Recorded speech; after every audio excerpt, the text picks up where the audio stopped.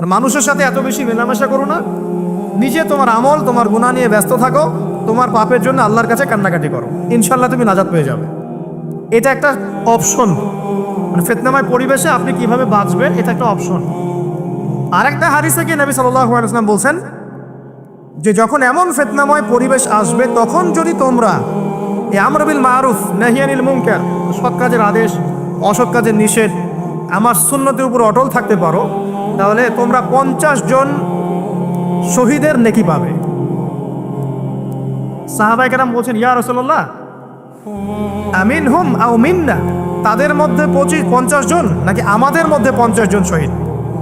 নবী করিম সাল্লাল্লাহু আলাইহি ওয়াসাল্লাম বলছেন, বাল মিনকুম, বরং তোমাদের মধ্যে 50 জন শহীদ।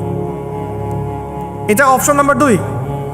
এক কি বললাম, আপনি নিজেকে নিয়ে ব্যস্ত থাকেন, বাসায় থাকেন, বিনা প্রয়োজনে বাড়ি থেকে বের হবেন না, মানুষের সাথে কম মেলামেশা করেন এবং নিজের পাপের জন্য আল্লাহর কাছে কান্নাকাটি করেন, নিজের আমল নামা নিয়ে ব্যস্ত থাকেন, ইনশাআল্লাহ নাজাত পাবেন। 2 নাম্বার, যদি আপনার কাছে আরও বেশি যোগ্যতা থাকে এবং আপনি আরও বেশি সাহসী হন এবং আপনি উম্মার দেশের জনগণের কল্যাণ কামনা করেন, তাহলে অন্যদেরকেও এই ফিতনাময় পরিবেশে টিকে থাকার ফর্মুলা বলে দেন। এখানে সবর করেন, আমর বিল মারুফ নাহি আনিল মুনকারের কাজ করেন, আল্লাহ পাক আপনাকে ইনশাআল্লাহ 50 জন শহীদ সাহাবীর নেকি দিবেন। আরও অপশন আছে। কি অপশন? ওই যে আসহাবুল কাহফ কি করেছিল, একটা ফিতনাময় পরিবেশ থেকে নিজেরা আস্তে করে সরে গিয়েছে। যখন আপনি পরিবেশকে পরিবর্তন করতে আর পারছেন না, দাওয়াত দিয়েও কোনো কাজ হচ্ছে না, মানুষ কথাও শুনছে না, জুলুম নির্যাতন বাড়তেই আছে, টিকে থাকা মুশকিল, তখন তাদের হিসেবের দায়িত্ব আল্লাহর উপর ছেড়ে দেন, আপনি ওখান থেকে ডিসকানেক্টেড হয়ে যান। এটা একটা অপশন। হয়তো আপনার কাছে মনে হচ্ছে না এখন ওই যুগ আসে নাই, কিন্তু আমি আপনাকে বলে দেই যে কোরআন এবং সুন্নাহর চোখ দিয়ে যদি আপনি দেখতে শেখেন এবং বর্তমান বিশ্বের প্রেক্ষাপটটা অ্যানালাইসিস করার যোগ্যতা আপনি অর্জন করেন কোরআন সুন্নাহর চোখ দিয়ে, আপনি বুঝতে পারবেন সেই সময় অনেক আগেই চলে এসেছিল। এখন ফিতনা এবং ফাসাদময় এই পরিবেশে আমরা কি করতে পারি, ছোট স্কেলে, বড় স্কেলে না, ছোট স্কেলে। আমি আজকে বড় বিষয় নিয়ে কথা বলতে আসি না, কারণ আমি চিন্তা করলাম যে আসলে প্রথমে যদি ব্যক্তিকেন্দ্রিক বিষয়টা ঠিক না হয়, বড় বিষয় আলোচনা করে কোনো লাভ নাই। আগে ব্যক্তি যদি ঠিক না হয়, বড় বিষয় আলোচনা করে আসলে কোনো লাভ নাই, আপনারা বুঝবেনও না, মাথার উপর দিয়ে চলে যাবে। এখন গ্লোবাল অ্যাফেয়ার্স নিয়ে কথা বলে খুব একটা ফায়দা নাই আপনাদের। এখন ইকোনমিক পুরো এই সুদভিত্তিক সিস্টেম আপনি চেঞ্জ করতে পারবেন না, এবং পুরো যে তাগুতি ব্যবস্থা আপনি চেঞ্জ করতে পারবেন না। আপনি কি করতে পারবেন? আপনি নিজেকে পরিবর্তন করতে পারবেন, আপনার পরিবারকে পরিবর্তন করতে পারবেন। এতটুকু আপনার পক্ষে এখন পর্যন্ত সহজ, ঠিক না? ঠিক কথা। এটা আপনি এখন করতে পারবেন। তো এটার ফর্মুলা কি? ফর্মুলা ঘাটতে গিয়ে আল্লাহ পাক আমার মাথার মধ্যে একটা হাদিস নিয়ে এসে দিলেন। কারণ আমি বিশ্বাস করি যে আপনারা বলছেন মৌলানা আল্লামা, আমি আসলে এমন কিছু নই, এই কথাগুলো আসলে আমার সাথে যায় না। আমি নিতান্তই একজন ছোট মানুষ এবং তালেবে ইলম, জ্ঞানের পথের পথযাত্রী, আর আমি তালেবে ইলম হয়ে থাকতে চাই।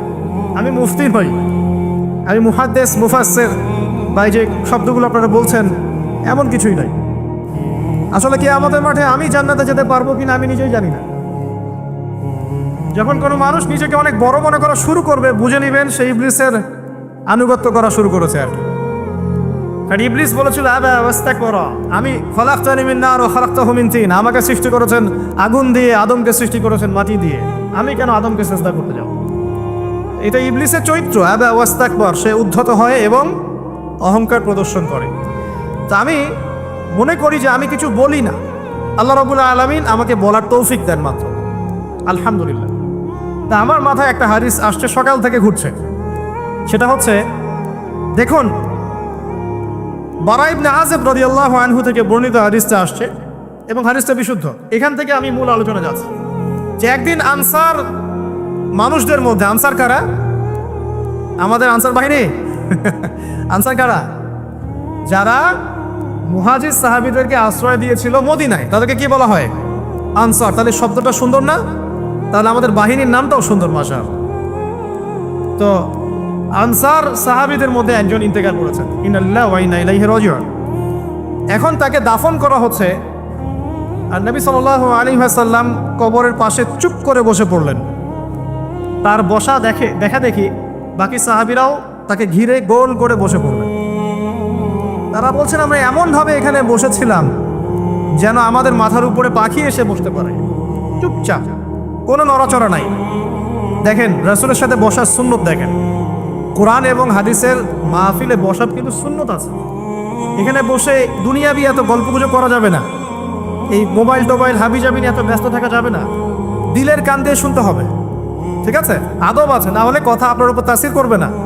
তারা এমনভাবে বসেছিলেন যেন মাথার উপরে পাখি বসতে পারে, সুবহানাল্লাহ। এবার নবী করিম সাল্লাল্লাহু আলাইহি ওয়াসাল্লাম বলছেন যে যখন মাইয়েতকে কবরে শোয়ানো হয় তখন সে তাকে দাফন করে যাওয়া ব্যক্তিদের হাঁটার খসখস আওয়াজ শুনতে পায়। এরপরে তাকে যখন শুইয়ে দেওয়া হয়, সে যদি মুমিন ব্যক্তি হয় তাহলে তার মাথার দিকে তার সলাত এসে দাঁড়িয়ে যায়। দুনিয়াতে আপনি যে নামাজগুলো পড়েছেন, আমি যে নামাজগুলো পড়ছি, এগুলো মাথার দিকে দাঁড়িয়ে যায়। ডান দিকে চলে আসে তার সওম, সওম মানে কি? রোজা। বাম দিকে চলে আসে যাকাত, যাকাত মানে কি? যাকাতের সাথে তো আমরা পরিচিত নই। আমরা ওই যে রাস্তাঘাটে যে দান খয়রাতগুলো উঠানো হয় এগুলোর সাথে খুব পরিচিত, তাই না? কত টাকা, কত পয়সা, কি কি গান গড়ে আর টাকা কালেকশন করে না? অনেক সময় দেখা যায় রাস্তায় যাচ্ছি আমরা গাড়ি নিয়ে, পারলে গাড়ির সামনে এসে হুমড়ি খেয়ে পড়বে টাকা নেওয়ার জন্য। এইভাবে টাকা কালেকশন করতে কে শিখিয়েছে ইসলামে? আর আমরা অনেক সময় ছোট ছোট বাচ্চাদেরকে দিয়ে, মাদ্রাসার ছোট ছোট বাচ্চাদেরকে দিয়ে টাকা কালেকশন করাই। এটা ঠিক না। কেন ঠিক না জানেন? ছোটবেলা থেকেই ওর ব্যক্তিত্ব নষ্ট হচ্ছে। এই হাতটা উত্তম না এই হাতটা উত্তম? উপরের হাত উত্তম, নিচের হাত উত্তম? ছোটবেলা থেকে সে নিচের হাতে অভ্যস্ত হচ্ছে। দেখেন এত টাকা পয়সা কালেকশন করে আমাকে আর একটা স্বতন্ত্র মসজিদ করতেই হবে জরুরি? খুবই জরুরি ছিল। মানুষের কাছে হাত চেয়ে, হাত পেতে রাস্তাঘাটে এরকম করে গাড়ি থামিয়ে, তারপরে কি বলবো, সুর করে গান গেয়ে এত টাকা পয়সা কালেকশন করতেই হবে? মসজিদটা আমাকে টাইলস ফিটিং করতেই হবে? এসি মসজিদ করতেই হবে? আমরা এমনও মসজিদ রংপুরে দেখেছি 10 বছরেও টাকা কালেকশন শেষ হয় নাই। 10 বছর ধরে কালেকশন হচ্ছে। আমি ছোটবেলা থেকে দেখছি কালেকশন হচ্ছে, কি বুঝলেন? তো এগুলো আমাদের ব্যক্তিত্ব নষ্ট করে। মুসলিমরা উপরের হাতের মালিক।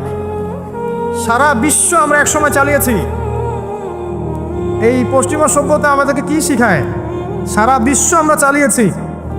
এই আপনার উমাইয়া খেলাফতের সময়ও কর্ডোভায় আব্দুর রহমানের যে শাসন ছিল, কর্ডোভা, স্পেন, পর্তুগাল, এই পুরো জায়গাগুলো পশ্চিমা বিশ্বের, এগুলো মুসলিমরা শাসন করেছে প্রায় 500-600 বছর। ইতিহাস তো আমরা জানিও না, পড়িও না, ভুলে গেছে। ইতিহাস পড়তে হয়। হিস্ট্রি ঘাটলে দেখবেন রাসূল সাল্লাল্লাহু আলাইহি ওয়াসাল্লামের 23 বছরের নববী যুগ, স্বর্ণযুগ, তারপর আবু বকর সিদ্দিকের খেলাফত, তারপর উমর ইবনুল খাত্তাবের খেলাফত। আবু বকর সিদ্দিকের 2 বছর বা 2.5 বছর, উমর রাদিয়াল্লাহু আনহুর প্রায় 10 বছর, তারপর উসমান রাদিয়াল্লাহু আনহুর 12 বছর, আলী রাদিয়াল্লাহু আনহুর প্রায় 2-2.5 বছর, তারপরে হাসান রাদিয়াল্লাহু আনহু 6 মাস। এরপরে উমাইয়া খেলাফত শুরু হলো মুয়াবিয়া রাদিয়াল্লাহু আনহুর হাতে, প্রায় 20 বছর। উমাইয়ারা শাসন করেছে প্রায় 90 থেকে 100 বছর। তারপর জাব নদীর যুদ্ধে উমাইয়া আব্বাসী ওরা একে অপরের সাথে যুদ্ধ করেছে। পরে উমাইয়ারা পরাজিত হয়ে আব্বাসীরা ক্ষমতায় গিয়েছে। ক্ষমতায় গিয়ে তারা প্রায় শাসন করেছে প্রায় 550 বছর। এদিকে উমাইয়াদের মধ্যে যারা পরাজিত হয়েছে ওরা চলে গিয়ে কর্ডোভা, আন্দালুসিয়া, ওইদিকে খেলাফত কায়েম করেছে। তারপরে আবার এদিকে ফাতেমি খেলাফত ছিল, উসমানীয় খেলাফত ছিল, তারপরে মিশরে তুলুনি একটা রাজবংশ ছিল, আমাদের সাবকন্টিনেন্টে মোগলরা ছিল, সারা বিশ্বে আমরাই ছিলাম। ইতিহাস তো ভুলে গেছে। তা আমরা সবসময় উপরের হাত ছিলাম, উপরের হাত আমরা দিতাম, মানুষ নিত।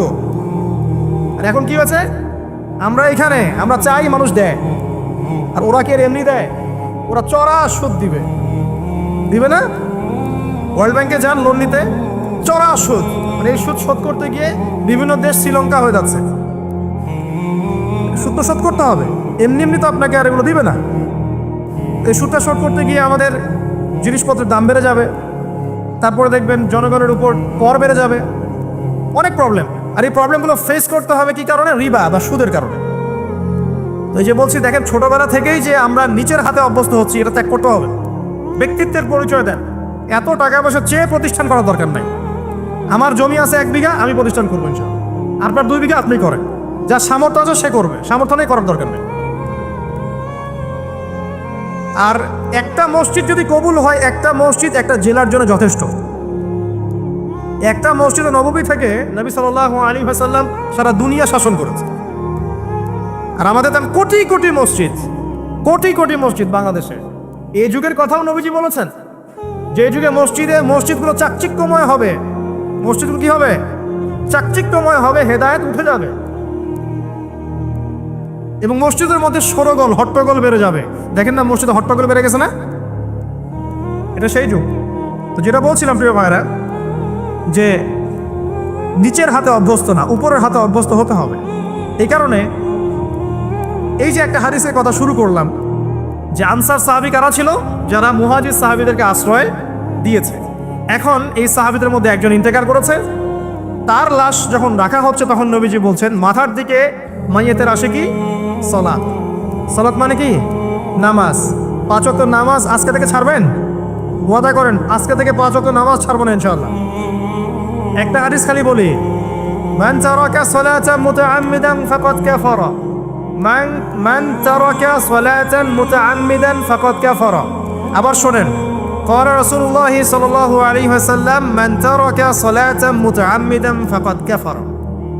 আর মুয়াজ বিন জাবাল রাদিয়াল্লাহু আনহু নবীজি বলেছেন, মান তারাকা সালাতা মুতাআম্মিদান ফাকাদ বারিয়াত মিন জিম্মাতিল্লাহ। যে ব্যক্তি নিজের উপর ফরজ নামাজ ছেড়ে দিল, সে কুফরি করলো, সে কুফরি করলো, সে কুফরি করলো।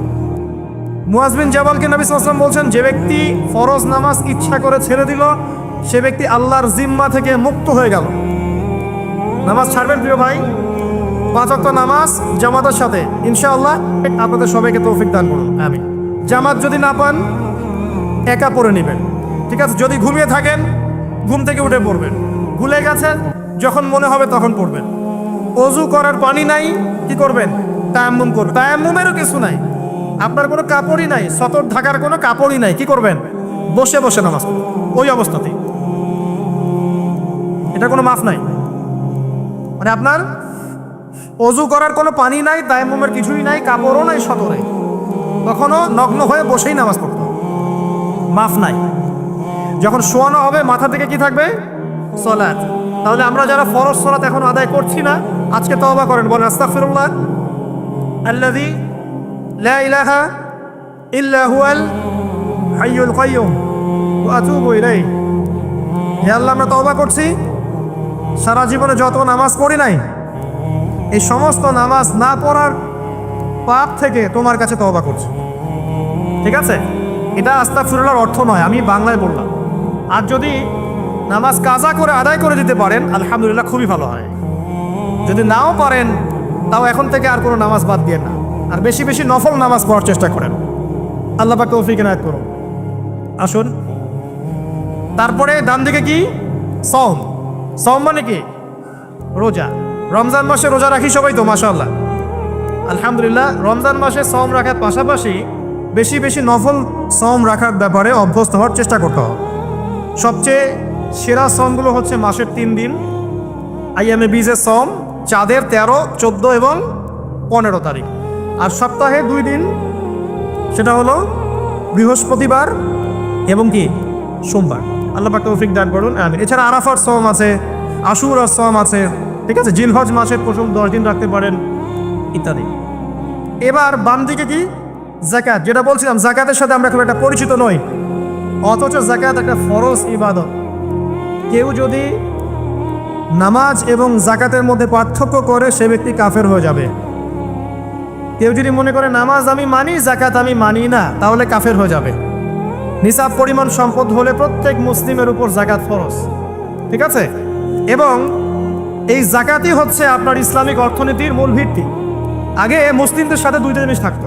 যখন মুসলিমরা সারা বিশ্বকে নেতৃত্ব দিয়েছে, তখন ডান দিকে একটা বড় তরোয়াল থাকতো আর বাম দিকে একটা ছোট খঞ্জর থাকতো, জানেন? এই মোগল আমলেও দেখবেন, নবাব সিরাজউদ্দৌলাদের আমলেও দেখবেন, ডান পাশে একটা বড় সৌর থাকতো আর বাম পাশে থাকতো একটা ছোট খঞ্জর। ওই দুটো জায়গায় এখন স্থান নিয়েছে। ডান পকেটে একটা বড় স্মার্টফোন, বাম পকেটে ছোট একটা আবার কথা বলা। মানসিকভাবে আমরা সুস্থ নই এখন। আল্লাহ পাক আমাদেরকে বোঝার তৌফিক দেখ। কথাগুলো আঘাত করার জন্য বলছি না, আমি কথাগুলো বলছি এই কারণে যে আমাদের এই যুব সমাজকে নিয়ে আমাদের অনেক আশা।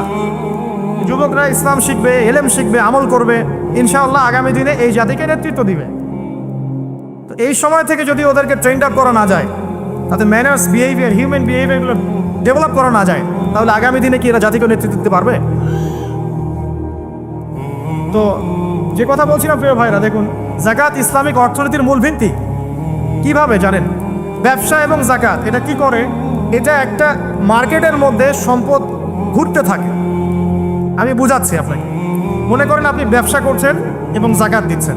যাকাত কারা দিবে? যারা যাকাতের নিসাব পরিমাণ সম্পত্তি রাখে, মানে কিছুটা ধনী তারা। তো তারা ব্যবসা করছে, মাশাআল্লাহ। ব্যবসা যখন করে, ব্যবসায় কি থাকে? লাভ থাকে, লস থাকে, লাভ থাকে, লস থাকে। লাভও হতে পারে আপনার, লসও হতে পারে। আর সুদে কি? শুধু লাভ, লস আছে? লস নাই। পার্থক্য বোঝেন। এখন ব্যবসা যখন আপনি করবেন, এই টাকা বা মূল যে ক্যাপিটাল যেটা বলে অর্থনীতির ভাষায়, এটা মার্কেটের মধ্যে সার্কুলেট করতে থাকবে। আজকে আপনি ধনী, লাভ করেছেন, কালকে লস করবেন, এই ধন আরেকজনের হাতে চলে যাবে। সে আবার ব্যবসা করছে, সে লাভ করলে সম্পদ তার হাতে থাকলো, লস করলে আরেকজনের হাতে। মানে এই মানিটা, ক্যাপিটাল যেটা, এটা মার্কেটের মধ্যে ঘুরতে থাকে, ঘুরতে থাকে। আজকে কেউ ধনী, কালকে কেউ ধনী, আজকে কেউ ফকির, কালকে কেউ ধনী, এভাবে। এখানে আল্লাহ পাক যাকে ইচ্ছা হয় ধন দেন, যাকে ইচ্ছা হয় দরিদ্র করে। এটা আল্লাহ পাক নিয়ন্ত্রণ করে। আবার এর মধ্যে যারা ধনী হবে তারা আবার যাকাত দিবে। কাকে যাকাত দিবে? যে গরিব তাকে। এই কারণে অর্থনৈতিক সাম্য থাকবে এবং টাকা, ক্যাপিটাল মার্কেটে সার্কুলেট করতে থাকবে। এটা হচ্ছে ইসলামিক ইকোনমিক্স। বুঝাতে পারছি না মনে হয়? আর রিবাই কি হবে? রিবাই কোনো লসের চান্স নাই। মানে এখানে ধনী আরও ধনী হতে থাকবে, গরিব আরও গরিব হতে থাকবে, প্লাস যাকাতও দিবে না। তখন সমাজের একটা অংশ অনেক ধনী হবে, আরেকটা অংশ একদম মাটিতে পড়ে যাবে, কোনো ব্যালেন্স হবে না। এই কারণে বিশ্বের একটা অংশ, ওই বিশ্বের একটা বড় অংশ যারা সুদখোর, যেখান থেকে সুদ এসেছে, ওইটা আস্তে আস্তে ধনী হয়ে গেছে এবং বিশ্বের বহু কান্ট্রি আস্তে আস্তে দারিদ্র সীমার নিচে চলে আসছে। এটা শুধু ব্যক্তির ক্ষেত্রেই নয়, এটা সমাজের ক্ষেত্রেই নয়, পুরো বিশ্বটা হচ্ছে। তো এই হলো রিবা এবং ব্যবসা ভিত্তিক, যাকাত ভিত্তিক ইকোনমিক সিস্টেমের পার্থক্য, বেসিক ডিফারেন্স। রিবার মধ্যে আল্লাহ পাক তার হাত উঠিয়ে নেন, আল্লাহ পাক সেখানে আর ইন্টারফেয়ার করেন না। ঠিক আছে, সুদ খাচ্ছ, তুমি তোমার মতো চলো। আর ব্যবসা ভিত্তিক ইকোনমিক্স চললে আল্লাহ পাক সেখানে কাউকে ধন দিবেন, কারো কাছ থেকে নেবেন। আপনার ধন নিয়ে আমাকে দিবেন, আমার ধন নিয়ে আপনাকে দিবেন। আমি যদি ধনী হই, আমি আবার যাকাত দিব, সেই যাকাতের টাকা আবার আপনার হাতে যাবে, কেউ না খেয়ে মরবে না। তো সামনে এই যে বলা হচ্ছে 2023 সাল, শুধু 23 সাল না, আমার অবজারভেশন 2026-27 পর্যন্ত একটা অর্থনৈতিক মন্দা চলতে পারে। বলবে কিছু কিছু লোক যে ভবিষ্যৎবাণী করতে যাওয়া, এটা ভবিষ্যৎবাণী নয়। আপনি বর্তমান সম্পর্কে খবর রাখেন না বলেই বর্তমানকে আপনার ভবিষ্যৎ মনে হচ্ছে। আমাদের অনারেবল মিনিস্টার যারা আছেন ওদেরকে জিজ্ঞাসা করে, তাদেরকে জিজ্ঞাসা করে, তারাও বলছেন যে 2023 সাল থেকে 26 সাল খাদ্যমন্দার মতো যাবে। দেখেন নাই? তারাও এই কথা বলছেন কারণ তারা বুঝতে পারছেন ওয়ার্ল্ডের অবস্থা ভালো না। এখানে একটা সলিউশন বলছে, ইচ্ছা হলে আপনি গ্রহণ করতে পারেন, ইচ্ছা হলে নাও করতে পারেন। আমার তো চাপিয়ে দেওয়ার কোনো ক্ষমতা নাই। ফাযাক্কির ইন্নামা আনতা মুযাক্কির, আপনি শুধু উপদেশ দাতা। লাস্তা আলাইহিম বিমুসাইতির, আপনি কারো প্রতি দারোগা নন। কি উপদেশ? এই যে যাকাত, যেটা যাকাত, আমাদের যাকাত যেটা আসে, এটাকে একটু বড় পরিসরে কালেক্ট করার চেষ্টা করতে হবে। করে যদি আমরা সুষ্ঠু বন্টন করতে পারি গরিবদের মাঝখানে, ইনশাআল্লাহ কেউ খাদ্য অভাবে মারা যাবে না ইনশাআল্লাহ। আল্লাহ পাক আমাদেরকে বোঝার তৌফিক দান। এর পাশাপাশি তারা যেটা বলেছেন, ইকোনমিক সেকশনের লিডার যারা আছে তারা যেটা বলছেন এটা ঠিক বলছেন। তারা বলছেন কৃষিভিত্তিক অর্থনীতির কথা বলছেন, এটার সাথে আমি 100% একমত। আল্লাহ পাকের কোরআন, এই কোরআনের মধ্যে বেশিরভাগ যে অর্থনীতির কথা এসেছে তা হচ্ছে কৃষিভিত্তিক অর্থনীতি। এটা কি জানেন? হয়তো জানেন না। কোরআনে যত ইকোনমিক সিস্টেমের কথা আসছে তার মধ্যে সবচেয়ে বেশি এসেছে কৃষিভিত্তিক অর্থনীতির কথা, তারপর ব্যবসা এবং যাকাত। অতএব তারা ঠিকই বলেছেন, দেশের যারা ইকোনমিক সেকশনে গবেষণা করছেন তারা ঠিক কথাই বলেছেন যে কৃষিভিত্তিক অর্থনীতি হচ্ছে আমাদের অর্থনৈতিক মন্দা দূর করার অন্যতম উপায়। ঠিক বলেছেন, আমি একমত।